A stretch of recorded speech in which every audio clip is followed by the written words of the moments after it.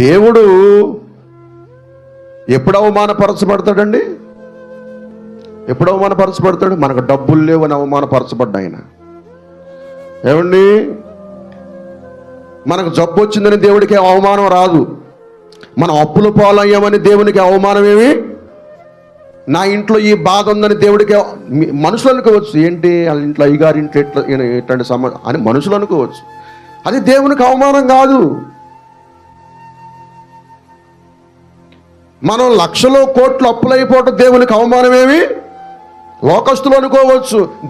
దేవుణ్ణి నమ్ముకున్నావుగా ఈ రోగం ఏంటి? దేవుణ్ణి నమ్ముకున్నావుగా ఈ అప్పులేంటి? దేవుణ్ణి నమ్ముకున్నావుగా ఇల్లు కట్టుకోలేకపోతున్నావు ఏంటి?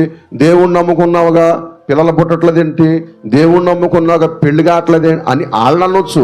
కానీ వీటిని బట్టి దేవుడు అవమానపరిచేవాడేవాడు, తలదించుకునేవాడు కాదు. ఇవిగా దేవునికి అవమానం.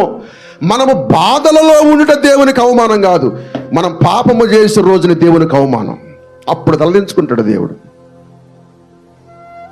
అప్పుడు తలదించుకో. మన ఇంట్లో ఒకడు చచ్చిపోవడం దేవునికి అవమానం. మా ఇంట్లో మా నాన్నగారు చచ్చిపోయాడు, మా పెద్దక్క చచ్చిపోయింది. అది దేవునికి అవమానం కాదు. మేము దారి తప్పిన రోజున దేవునికి అవమానం. నా ఇంట్లో నా కూతురికి బలహీనత, అది లోకంలో మాట్లాడవచ్చు, కానీ దేవునికి అది అవమానం. నేను చెడిపోయిన రోజున దేవుడు తలదించుకుంటాడు. అప్పుడు దాకా నా విషయంలో దేవుడు తలెత్తుకునే నిలబడతాడు.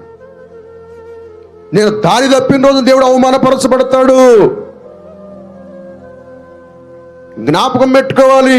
దారి తప్పకుండా దేవుడు తలెత్తుకునేటట్లుగా మనం జీవించగలిగితే మంచి దినములు చూసే ఆ భాగ్యాన్ని ప్రభు మనకి ఇస్తాడు.